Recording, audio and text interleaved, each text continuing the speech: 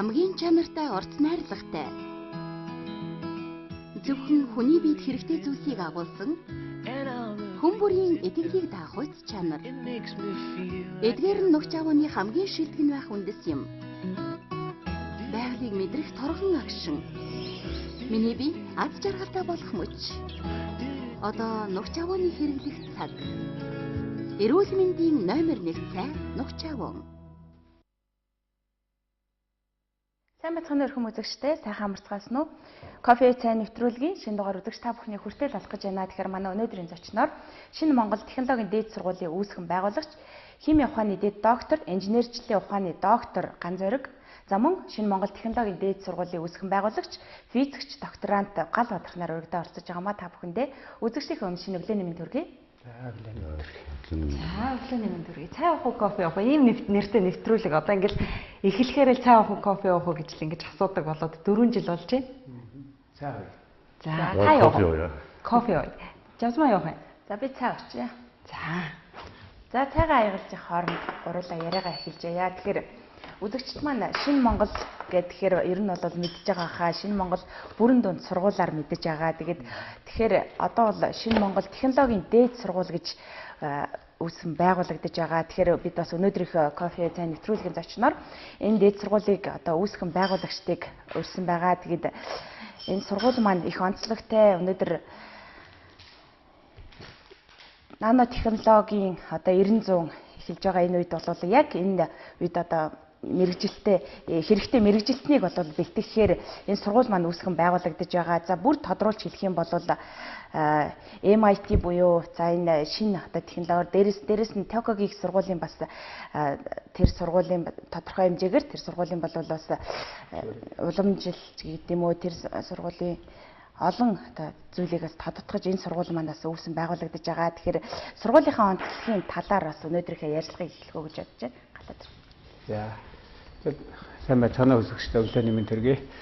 За миний хувьд бол Шинэ Монгол ахлах сургууль гэдгийг 2000 онд байгуулад одоо 13 дахь жилдээ болж байгаа. Тэгээд ахлах сургууль маань өргөжөөд бүрэн дунд сургууль болсон. Дунд сургууль бага сургуультай болоод тэгээд одоо яг 13 дахь жилийнхэн босхон дээр энэ Ган Зориг багш тэр өгийн оюутан байх үеийн найз Монгол Улсын их сургуульд сурж исэн. Би физикээр Ган Зориг маань химээр тэгээд тэр их холбоотой байж байгаад ер нь ирээдүйд технологийн их сургууль байгуулъя гэдэг мөрөөдөлтөй хоорондоо их ярьж тийм байгууллагын сэвс бодолтой байсан. Тэгээд сургуулийн би одоо гүйцэтгэх захиралд өгөөд за бас материалын баазын хувьд одоо бас байгуулж болох нөхцөл бүрдээд тэгээд Ган Зоригдоо санал тавиад Ган Зориг маань бас яг энэ чиглэлээр хийя гэсэн учраас их сургууль байгуулах бодолтой ингээд битэрийн сургууль байгуулсан.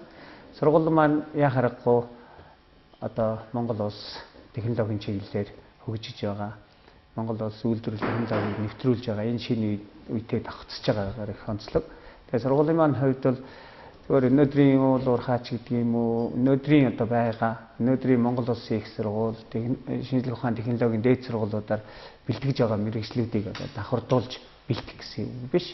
Бид нар цоо шинэ өнөөдөр дэлхийн одоо технологи, дэлхийн инженерчил ямар чиглэлд явж байгаа юм бэ гэдэг чиглэл рүү бид нар байгуулахаар зорж байгаа.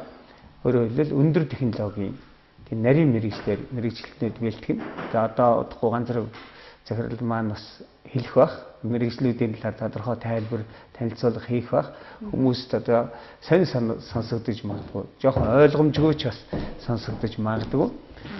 Тэгэхдээ энэ бол бид нар бас алсыг харж байгаа. Ирээдүйд дэлхийн чиг хандлага энэ зүг рүү ингээ бүр яваад эхэлсэн. Монголд л цоо шин байгаад байгаа. Тэгэхээр бид нар энэ мэрэгчлүүдийг урьдчилж харж 10 жилийн дараа, 20 жилийн дараа яг Монгол улсын өндөр технологи руу орох үед бид нар яг тэр үеийн мэрэгжилтүүдийг бэлтгэсэн байх. Үүгээр манай сургуулийн хамгийн гол онцлог байгаа. Ер нь аливаа улсын хөгжил гэдэг бол инженерийг хэр хэмжээгээр бэлтгэснээр бол бас тодорхойлогдож байна. Ялангуяа энэ 21-р зуунд гэж ярьж байгаа. Тэгэхээр манайд бол инженер дутмаг байна гэж байгаа. Бэлтгэж тодорхой хэмжээгээр бэлтгэж байгаа ч гэсэн яг одоо нөгөө шинэ одоо тутам одоо дэлхийн нийтэд хөгжиж байгаа тэр мэрэгчлэн болоод байхгүй байна гэсэн шүүмжил яваад байдаг шүү дээ. Тэгэхээр яг энэ танай одоо сургуулийн бэлтгэх мэрэгчлэнүүдийг харж байхад бол нано биотехнологи, хими, инженерчлэл, за мөн харилцаа холбоо, за иргэний ба үйлдвэрлэлийн барилга гэл яг нөгөө ховор мэрэгчлүүд юм шиг байна.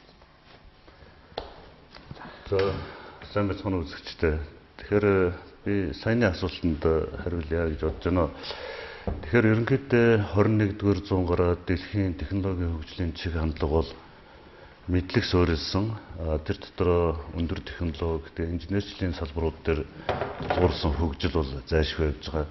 Тэгэхээр манай Монгол улсын хувьд ч гэсэн ер нь их сургуулиудыг одоо дагсан аж үйлдвэрийн салбарууд бол шинээр гарч ирэх юм хандлагатай байгаа. Төр засгийн бодлого ч гэсэн энэ рүү бол чиглэгдэж байгаа. Тэгэхээр манай сургуулийн онцлог бол энэ бид нэр ерөнхийдөө логого бол ингэж хийсэн байгаа. NMIT гэдэг нь бол New тэгээд Mongol Institute of Technology гэдэг ерөнхийдөө бид нэр одоо дэлхийн инженерчлийн хамгийн топ сургууль бас MIT-г бас бэлэгдэж бас тэнтэй ер нь төстэй одоо жишгүүц сургалтуудыг судалгааг бол Монгол улстай явуулах зорилгоор гаргаж ирсэн. За доор нь бичсэн хоёр үг бол одоо мэдлэг монголоор бол одоо эрдэм гэсэн юм хоёр үгийг бол бид нар бэлэгдэж латинаар нь бичсэн энэ логог бол хийсэн байнамаа.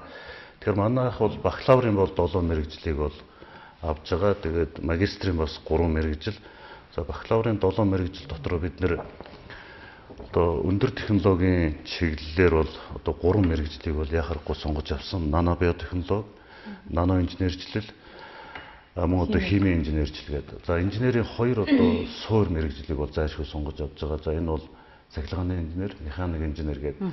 Тэгээ өөр одоо орчин үед Монголын уул уурхай одоо энэ байгалийн одоо энэ одоогийн байгаль орчин бас нэлээд бохирдож байгаа үед бид нар хүрээлэн буй орчны инженерчил бас одоо готын хөгжил их явагдаж байгаа үед бол энэ одоо хот байгуулалтын буюу одоо боловсрол шинжилгээ ухааны яамнаас өгсөн мэргэжлэр бол инженерийн ба одоо үйлдвэрийн барилга нь хот байгуулалтын инженерийн чиглэлээр бид нэр үйл ажиллагаа явуулъя гэдэг одоо энэ сургуулийг байгуулад их одоо уран зоригтой галуудрахтайгаа нийлээд ерөнхийдөө гол стратеги төлөвлөгөө хичээлийн хөтөлбөрүүд тэгээ вебсайтаа ажиллуулад бас одоо Монголын одоо шилдэг залуучууд оюутнуудыг бас өрхийн сургуулиуд урьж байгаа.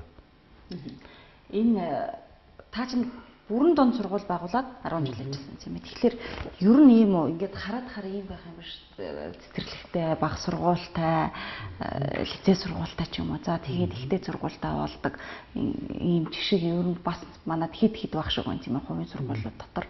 Тэгэхээр ер нь яадгийн дунд сургуулийн хэмжээнд ажиллаж байхад эргээд бас яг энэтэйгээ нэр нэгтэй юм уу? За магадгүй энд сурж байсан дунд сургууль сурж байсан үгүй дээд сургуультай элсэж орох боломжтой ийм сургууль байгуулах нь нийгмийн захиалга болсон юм уу? За бусад зүгээр шинэ Монгол дунд сургууль сурж байгаад өөр сургууль сурах шинэ Монгол дунд сургуулиас магадгүй технологийн дээд сургуульд элсэж орох хоёрын хооронд нэг тийм давуу тал юм уу? Ийм зүйл байна уу? Байгаа. Тэгэхээр гадаадын орнууд ч гэсэн яг нэг зохицлбор хэлбэрээр хөгждөг л дөө. Би бол яг өөрөө сургуулаа Японд нэг олон юм сургуулиуд байж байгаа. Энэ дотроос жишээлбэл Васадагийн их сургууль, КО гэж их сургууль байна. Тэр КО сургууль яг манайх шиг ахлах сургууль байгаа. Тэгээд дунд баг боллоо. Тэгээд цэцэрлэгтэй болоод тэгээд дээд сургуультай болоод хөгжсөн байгаа юм л да. Тэрийг үүсгэн байгуулсан хүний намтрын тэрийг хараад би бас тэр хүн шиг болох юмсан гэж Фукузава Юкичи гэж хүн байдаг. Тэг мөрөөддөг л дөө. Тэгэхээр үнэхээр яхаарахгүй бид нар бас эцэг эхчүүд маань манай сургуулийг төгсөж байгаа хүүхдүүд маань бас тодорхой төвшөнд нэлээд сайн бэлтгэгдээд гардаг. Манай сургуулийн олон хүүхд одоо гадаад ихтэй сургуульд ялангуяа хөгжингөөр Америк, Японд бол их явж сурдаг л да. Тэгээ эцэг эхчүүд хэлдгийн. За тэг явдаг нь бол ингээ явчихдаг юм байна. За үлдэж байгаа хүүхдүүд ч гэсэн өнөөдөр яг инженер мэргэжлэр ялангуяа дотооддоо Монголдо тэр дэлхийн жишгт хөрсөн дэр болов дээд боловсролыг олж авахд бас учир дутагдал байна. Та залгамжлаад одоо дээд сургууль байгуулахгүй юу гэсэн эцэг эхчүүд их хүсэл тавьдаг. Манайхаа төгсөж байгаа хүүхдүүдээс тэр бас хүсэлт байсны улмаас ингээ байгуулж байгаа. Шинэ Монгол бүрэн дөнд сургуулийг төгсөөд манай сургуульд орох хүүхдүүдэд бол бид нар шалгалтгүйгээр элсэлж явах ийм нөхцөл бас боломж тавьж байгаа. За нөгөө талаас бас улсын болон хот дүүргийн физик, хим, биологи, математик олимпиадуудад амжилттай оролцож байгаа. Тэр батламжны ахам тийм хүүхдүүдийг бас шууд элсэлж авах. Мэдээж элсдийн ерөнхий шалгалтын босго оноо гэж байгаа. Бид нар бол 450-аас дээш босго оноо тавьсан байгаа. Одоо яг энэ үе чи одоо хүүхдүүд сургуулаа сонгож байгаа тийм чухал үе байж байгаа шүү дээ. Одоо хөдөө орон нутагт бол элсэлт явагдаж байна. Тэгэхээр яг энэ элсэлтээр манай сургуулийн маань одоо гэрчлэгээ тусгай зөвшөөрөл энэ төр бол жоохон тулгамдуу гарсан байна. Тийм учраас энэ телевиз үзэгч яг энэ бидний нэвтрүүлгийг үзээд байж байгаа хүмүүс бол одоо биднэрт тийм ээ саяны одоо веб хуудас энд хаяг гарч байгаа. Тэр веб хуудас утсаар биднэртэй холбогдох юм бол бид нар бас тэр хүүхдүүдийг сонгож авнаа. Тийм учраас манай сургуулийн төгсөгчдөд тийм давуу боломж байгаа. Та бас ахлах сургуультай байсны хувьд илүү их сайн мэдж байгаа байх л да. Бид нар зүгээр хөндлөнгөөс нь харахаар яаж харагддаг вэ гэхээр одоо та их сургуулийн багш хүн тийм ээ тэгэхээр хүүхдүүд нэг мэрэгчлээ магадгүй буруу сонгодог тийм зүйл анзаарагддаг байж болох юм. Яа тэгэхээр нэг аав ээж нь ийм мэрэгчлээ учраас өвөлж эзэмших гэдэг юм уу? Аль эсвэл өөрөө юунд сонирхолтой нь гол нь биш энэ гараад ажлын байртаа юу гэдгийг эцэгхэн төлхөө хардаг ч юм уу? Эсвэл найз нөхцийнхөө өрөөнд дарваад л ингээл өө тэр гоё гэсэн гэд ингэж ордог ч юм уу? Ийм зүйл ер нь яг амьдрал дээр хэрвээ би бол хөндлөнгөөс нь хараад бас нэрсээр байгаа гэж ингэж ойлгодог л да. Тэгэхээр шинэ Монгол дунд сургууль сурж байгаад ийшээ элсэж орох хүүхд бол одоо жишээ нь нано биотехнологи гэхэлэр хүүхдүүд ер нь хэр ойлгодог юм тийм ээ. Тэгэхээр шинэ Монгол дунд сургууль сурж байсан хүүхдүүдэд ахлах сургууль сурж байсан хүүхдүүдэд эн чинь ийм юм байна гэдэг юм уу мэрэгчлээ сонгоход нь туслах чиглэл ер нь ямар ажлууд хийгдэж байгаа бол за тэгээд ийм бэрхшээл ер нь яг амьдрал дээр хэр байдаг вэ? За тэгэхээр ганц зэрэг маань их сургуулийн багш байж байгаа. Тэгээ мэрэгчлээ яаж сонгох вэ гэхээр дунд сургуульд тэрийг сонголтыг хийх хэрэгтэй л да. Манайх мэрэгчлээ зөв сонгоцгоё гэдэг. Жишээлбэл манай сургуулийн сар болгон лекц уншдаг. Ганц зэрэг доктор профессор маань манай сургуульд хэд ирж бас энэ нано технологийн талаар уншиж ирсэн. Тэр байтугай бүр нано технологийн талаар гоё CD гарцсан байдаг л да. Олон улсын хэмжээнд сургалтанд зориулсан CD-нүүд интернетээр тийм ээ захин хичээл энэ төр байдаг. Тэрийг манай сургуулийн хүүхдүүдтэй бүр тийм нано технологи гэж юу юм бэ? Нано биотехнологи гэж юу юм бэ гэдэг талаар гоё CD гаргаад анимашн байхгүй юу? Google-тэй кино маягийн. Тэгэхээр тэр чинь хүүхд улам сонирх нь тэрний орчуулгыг манай сургуулийн хүүхдүүд жишээлбэл хийгээд тэрийгээ бид нар телевизээр ч бас цацж ийсэн. Тэгээ ер нь энэ нано технологи гэдэг нь айгу явцсан л доо. Ер нь бол бид нар л мэдэхгүй шинэ юм байна л гэж яриад байгаа болохоос одоо Тайван, Япон, Америк энэ төр улсуудад бол асар явчихсан. Бид бас цогтаа бүр 50-нд цог явж исэн тийм ээ. 50-ны цэцэрлэгээс ахвалаад К-гээс 12 гэж киндергарten цэцэрлэгээс 12 дугаар анги хүртэл сургуулийн нано технологи гэдгийг үздэг. Тийм учраас сургуулийн хувьд бол яхаарахгүй энэ мэрэгжлүүдийг ганцхан нано технологи инженер биш л дээ.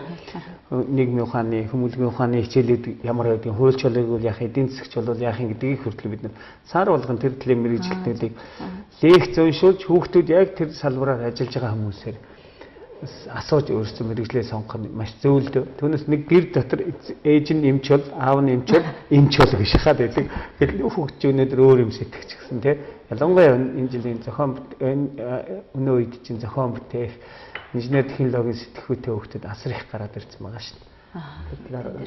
Тэгээ ер нь бас түрүүний одоо эцэг эхчүүдэд их тулмагцсан асуудал байдаг л да. Ер нь надаас бол одоо яг эдийн үед бол маш олон одоо эцэг эхчүүд одоо яг хүүхдийнхээ одоо ерөнхий боловсрол төгсөөд ямар одоо мэрэгжил эзэмшүү гэдэг талд хамгийн их одоо санаа зовсон асуудал байдаг. Тэгээ энэ дээр бол ер нь харж байхад бол хүүхдүүдийг ээж аавын бас зөрчлүүд их байдаг л да. Ээж аав нэг юм мэрэгчлээ болгох чиг гэдэг хүүхдүүд болохоор одоо бол ялангуяа эдийн засаг тэгээд хууль олон улсын харилцааны чиглэлээр орох гэж Монголын хамгийн шилдэг хүүхдүүд л тийшээ ер нь орж байгаа. Тэгэхээр бидний хувьд бол гал удрах хэлбэрийн одоо бодож хийж байгаа зүйл бол ер нь одоо биотехнологи, нанотехнологи гэдгээр бол одоо хүүхдэд хамгийн энгийн ойлгохоор манай одоо энэ сургуулийн хувьд бол шинэ Монгол технологийн дэд сургуулийн хувьд бол энэ 7 мэрэгжлэр бол яг хүүхдүүдээ эхнээс нь ингээ хатуу оруулчихгүй. Ерөнхийдөө хүүхэд бол одоо орсныхаа 1 жилийн дараа, жил хагасын дараа бол өөр энэ инженерийн мэрэгжлүүд дотор бол шилжих болцоог бол бид нар бол нээж өгж байгаа. Тэгээ бас хүүхдүүдийн одоо эхний ялангуяа 1-2 жил бол маш чухал байдаг. Элсэж орж байгаа хүүхдүүдийн хувьд. Тэдгээрт бол одоо яаж одоо цаашид өөрийнхөө амьдрал хавь аваа явах мэрэгжлийг одоо сонгоход нь энэ чиглэлүүдийг одоо секц дугуулангуудаар одоо нэмэлт хичээлүүдээр хамгийн гол нь одоо энэ сургуультай яг нанотехнологи, биотехнологи, тэгээ инженерчлийн чиглэлээр одоо маш сайхан лабораториудыг бид нэр одоо байгуулад тэгээд бас гадаад харилцаа хамтын ажиллагаа мөн одоо бидний одоо би өөрөө бас Японы Токиогийн технологийн сургуульд бас тэнд инженерийн чиглэлээр докторийн зэрэг хамгаалаад бас 6 жил ажиллаад ирсэн учраас маш одоо олон монгол хүүхдүүд бол суралцж байсан. Тийм учраас энэ одоо инженерчлийн технологийн сайхан чиглэлээр одоо энэ ерөнхий боловсролоо төгсөөд мэрэгжлээ сонгох гэж байгаа хүүхдүүдийг аль болох одоо зөвлөгөө өгж одоо манай энэ гарч ирж байгаа би уцаар холбогдоод бас тодорхой мэдээллүүдийг аваад бид нэр дэлгэрэнгүй тайлбар мэдээллийг бас юм өгөх. Энд одоо ер нь бол нөгөө одоо сая та ярьсан тийм нөгөө тусгай зөвшөөрлөх яаруу давчуу гарлаа гэж тэгэхээр чинь хүмүүс бодож иж магадгүй л дээ. За энэ тусгай зөвшөөрөл гарсан юм энэ жил хэлцэлт байгаа болов байхгүй болов юм уу? За тэгээд сургууль маань хаана байдаг юм болоо ч гэдэг юм нэг юм зүйлүүд эцэгчүүд одоо үзэж байгаа хүүхдүүд магадгүй бодож байгаа хэл та. Тэгэхээр манай сургууль маань өөрөө бааз сургуультай болчиход байна шүү дээ. Технологийн дээд сургууль маань доороо шинэ Монгол бүрэн дөөн сургуультай. Тэгэхээр энэ жилийн хувьд бол бид нар эхлэнэ. 9 сарын 1-нд бол эхлэлтээ аваад нээлттэй хий. За эндээ бол бид нэр шинэ Монгол бүрэн дөөн сургууль дээр энэ жилийн хувьд бол эхний 1-р курсынхаа оюутнуудыг 120 хүүхэд авах байгаа. Хяналтын тоо маань бол 175 байгаа л да. Тэгэхээр бид нэр бол рай баг зэргийг эхлэнэ. Ямар ч хэсэн чанартай хүүхдээ л их чанартай сонгож авна. Дээр нь бол хичээлийн байр маань шинэ Монгол бүрэн дөөн сургууль дээр энэ жилдээ явах юм байна. Ер нь сургуулийнхаа шинэ Монгол бүрэн дөөн сургуулийнхаа ард дээр бид нэр юм шинэ байр өргөтгөл барихаар зөвшөөрлөө бол авчаад байж байгаа. Энэ нь бол шинэ Монгол технологийн дээд сургууль гэдэг одоо 6 хийлэгдээд. Энэ бол эх жил ашиглалтанд орох манай одоо хичээлийн маань байр. Дээд сургуулийн байр тийм. Дээд сургуулийн байр. Ер нь бол бид нар яванда одоо энэ 4-5 жилиндээ хичээлж байгаад ер нь яванда кампус байгуулад одоо их сургуулиуд хотоос гарч байгаа шүү дээ. Яг тэрэнд нь зохицуулаад бид нар том кампус байна гэж бодож байгаа. Дээд сургууль. Бас нэг зүйлийг хэмж тодруулмаар байна. Өнөөдөр Монгол улсад хууль ч гэдэг юм уу, эдийн засаг гэдэг юм хангалттай хэмжээнд бэлтгэсэн ажлын байр нь байхгүй. За хүн болгон энэ мэрэгжил надад гоё санагддаг ч гэдэг юм уу, өөрийнхөө зүгээр хүслээр сонгоцсон. Нөгөө ажлын байр нь бол хомс байдаг ч гэдэг юм уу. За яг хангалттай хэмжээнд одоо тэр мэрэгжлийн эзэмшээгүйгээр ийм шүүмжлүүд явдаг. Яг одоо танайх жишээлбэл бакалаврын 7, магистрийн 3 одоо энэ чиглэлээр элсэлт авна гэж байна. Энийг мэрэгчлүүдээ одоо хэр судалсан бэ? Тухайлбал Монголд за яг гадаад олон улсад бол ийм гэдэг. Яг Монголд бол энэ ирээдүйд яах вэ гэдэг дээр бол судалгаа явуулж сонгосон байх л та тийм. Тэгээ ер нь бид нэр энэ мэрэгчлүүдийг нээхийн тулд урьдчилан одоо тандалтын судалгааг бол хийсэн байгаа. Тэгэхээр Монголд бол одоо энэ эх 10-аас 20 жилд бол өндөр технологи одоо аж үйлдвэрийн салбар хөгжүүлэхээр төрийн бодлого хөтөлбөрүүд гарсан байгаа. За мөн одоо уул уурхайтай холбоотой маш олон бүтээн байгуулалтууд бол хийгдэж байгаа. За энд бол хэдэн одоо мянгаар тоологдох инженерүүд бол хэрэгтэй байгаа. Тэгэхээр бидний одоо энэ гол одоо энэ сургалтынхаа хөтөлбөрт бол нэлээ бас дэлхийн төвшний инженерийн одоо хөтөлбөрүүдийг бол авсан учраас шинээр илсэн орж байгаа оюутнуудад бол бид нэр зайлшгүй бэлтгэл сургалт бол маш их хэрэгтэй байж байгаа. Тэгэхээр бэлтгэл сургалтыг бид нэр бол ер нь эхний одоо хагас жилдээ бол хийх юм бодолтой юм төлөвлөгдөж бол явж байгаа. За энд бол ялангуяа ерөнхий боловсролын одоо сургуулиас орж ирж байгаа эсэгчд маань одоо математик, англи хэл, физик, химийн талд бол нэлээд дутмаг бол байдаг.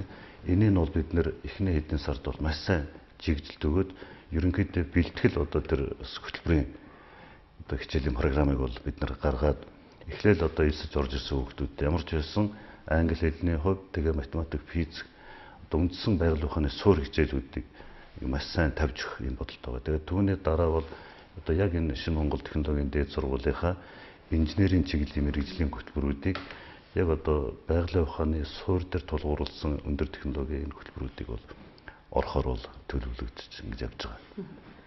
Одоо өчтөр нөгөө элсэлтийн ерөнхий шалгалтын дүүн гараад хүүхдүүд оноогоо өчтөрөөс эхлээд танилцж байгаа шиг байна л тийм. Тэгэхээр өчтөрөөс эхлээд өөрөөр хэлэх юм бол мэрэгчлээ сонгоод их сургуулаа сонгоод эхэлсэн гэсэн үг л тийм. Тэгээд одоо мэдээж нөгөө босоо оноо гэж нэг бас нэг зүйл байгаа хэрэг. Тийм хүүхдүүд хэдэн оноотой байж иж энэ технологийн дээд сургуулийн хаалгыг татах ёстой вэ? Хэн энэ сургуульд суралцъя гэж очих ёстой вэ гэдэг энэ шалгуурыг та бас нэг хэлж өгөөч. Ерөөсөө адилхан л да дээд сургуулиуд одоо Монгол улсын их сургууль, шинжлэх ухааны технологийн дээд сургууль яг яаж авч тэр шиг авч байгаа. Манай босгоо оноо бол 450 оноо байгаа. Монголын ихтэй сургуулиудын консорциум гэж байдаг юм байна. Бид нэр консорциумд бол хэлсэн. Консорциумын хүмүүс маань одоо яг хөдөө орон нутагт аймагт ажиллаж байна. Маргааш 3-ны өдөр бол яг хүүхдүүд хуваар сонголт хийсэн байдлаар хийж байгаа л да.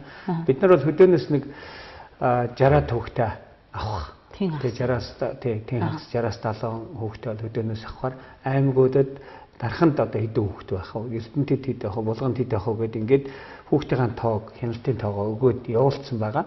Гэхдээ нөгөө ном хэвлэгдэж байгаас урьдчилаад хийгдсэн юмнууд дотор бас манай сургуулийн танилцуулга байхгүй юм би. Тусад нь бид нар бол нэг ийм танилцуулгуудаа бас хийгээд явуулчихсан байгаа. Дотор нь оруулаад ээлжлэлтийн журмаа бас хажууд нь хэвлээд явуулсан байж байгаа. Тэгэхээр энэ дагуу хүүхдүүд хандаж болно.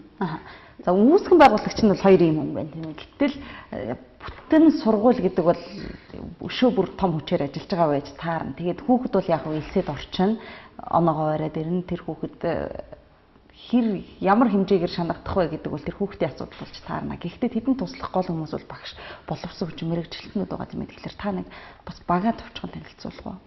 Хин хичээл зааж гэнэ вэ гэдгийг бас илүү их эцэгчд хардсан юм шиг байна л да тий. Тэгэхээр үнэхээр тийм л дээ. Тэр бол одоо үүсгэн байгуулагч. Тэр хоёулаа боловсролын салбарын багш нар хүмүүс үүсгэн байгуулахад эхлээл хөрөнгийн том асуудал гарч ирж байгаа шүү дээ. Энэ дээр маань одоо бас дэмжиж туслана гэдэг. Одоо бизнесмен хүн бол нэг хүн байгаа. Тэгээд бид нар бол ингээ гуруулаа одоо хамтарч байгаа гэсэн. Тэр хүн маань бол бизнесмен хүн учраас сургуулийн дотоод ажил оролцохгүй. Бид нар дэмжиж, боловсролыг дэмжиж. Өнөөдөр та хоёр бол сайн юм хийчих байх гэсэн нэг хүн байгаа. За нөгөө талаас багш нар бол яалтч гэж ухлаа л да. Багш нар чухал учраас бид нар одоо гадаадад өндөр мэрэгжлийн эзэмсээд ирсэн залуучууд бол маш их байна. Англи хэлтэй.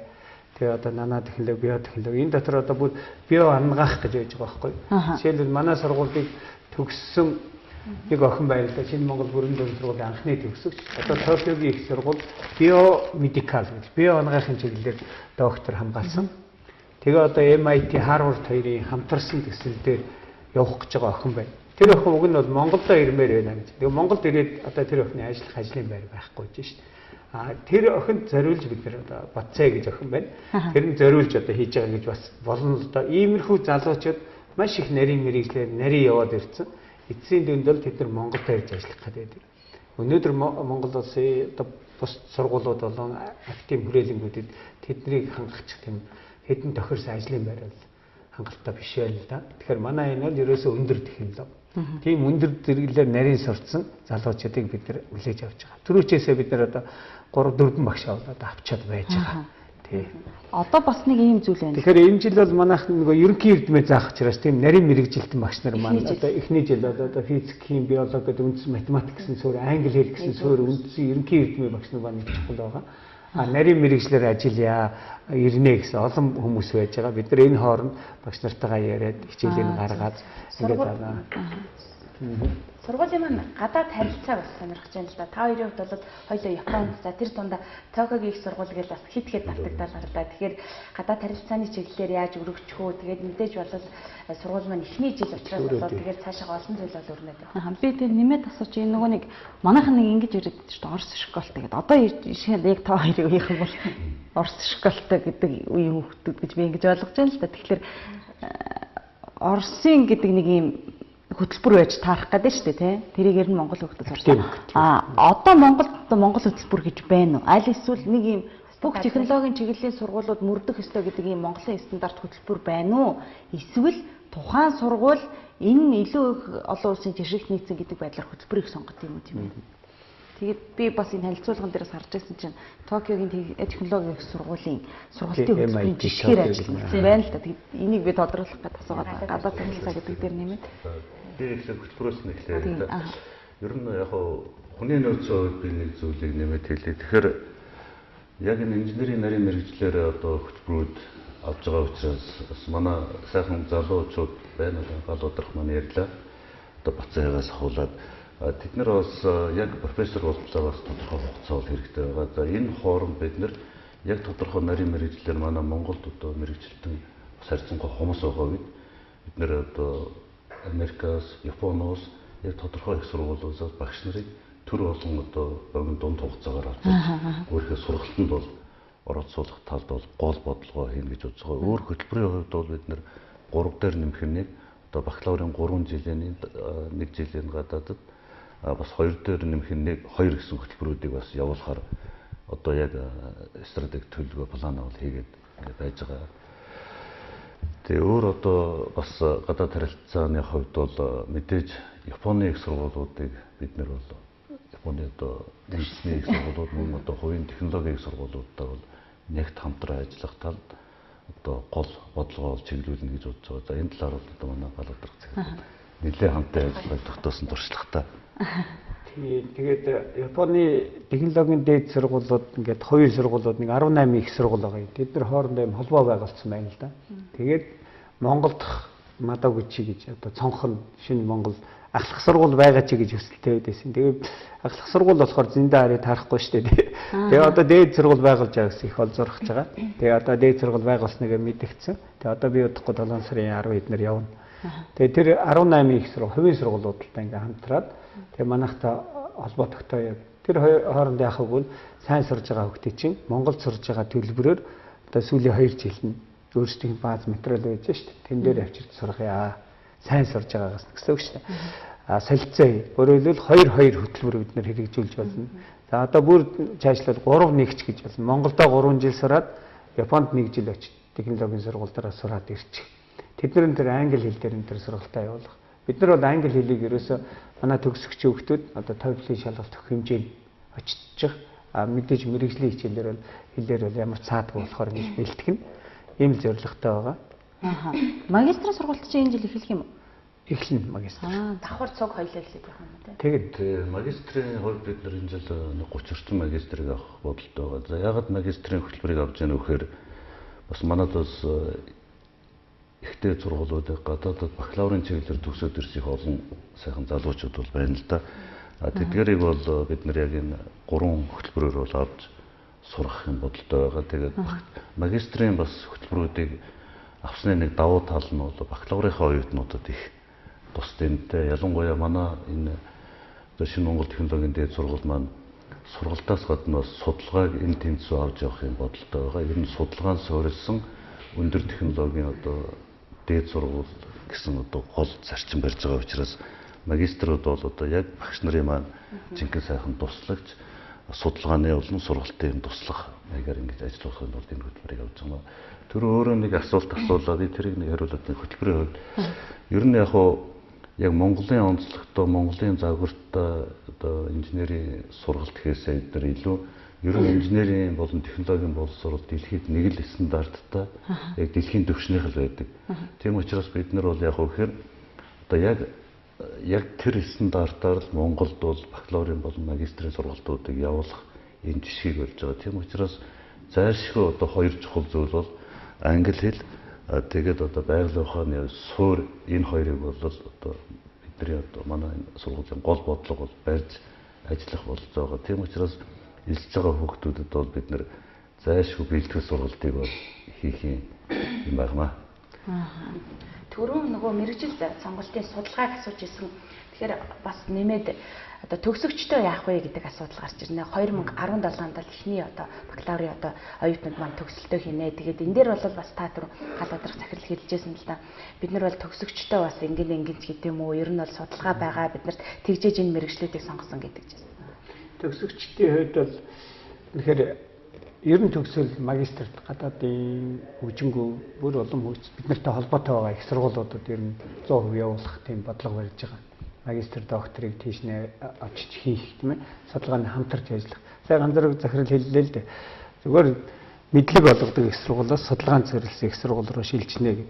Тэгэхээр судалгаагаа хийгээд яваад сурцсан хүүхдүүд гэдэг маань бас одоо их сургуулиуд ч өөрөө бас компани шиг бас ажиллаж болж байгаа юм л да. Янз бүрийн төслүүд, янз бүрийн судалгаанууд хийгээд тэрүүгээрээ бас өөрийнхөө одоо цалинжуулаад орлого олоод явах боломж байна. Тэгэхээр бид нар төгсөгч бакалаврын төвшин төгссөн хүүхдүүдээ гадаадын дээд сургуулиудад гэр бүрэн дэвшид дараах шатны сургалтанд орохоор бэлтгэн. За мөн одоо ажлын байр бол угаасаа судалгаа гэдэг чиглэл рүүгээ нэлээд явагдаж гарч ирнэ. Яг өнөөдөр манай одоо нано технологи, нано материалаар юм хийгээд байж байгаа. Одоо тэр иргэний байрлал, харилцаа холбоо, мэдээллийн технологи, цахилгааны инженер гэсэн хүмүүс бол шууд бас ажлын байрнаар гарч болох ч гэсэн нано технологи талын одоо үйлдвэр нь ч гэсэн баригдаагүй байж байгаа юм байна. Тэгээ удахгүй сая засгийн газраас мөрийн хөтөлбөр гаргаад манай улс яасан хүссэн ч хүсээгүй энэ чиглэл рүү дэлхийн чиг хандлагаар хөгжих учраас тэр үед мэрэгжилтний тав байна гэтэл манад өнөөдөр орж ирж сурах хүүхдүүд бол үнэтэй боловсон хүчин болчихно. Тийм учраас бид нар бол жоохон цагийг урд хараад байгаа. Эцэг эхчүүд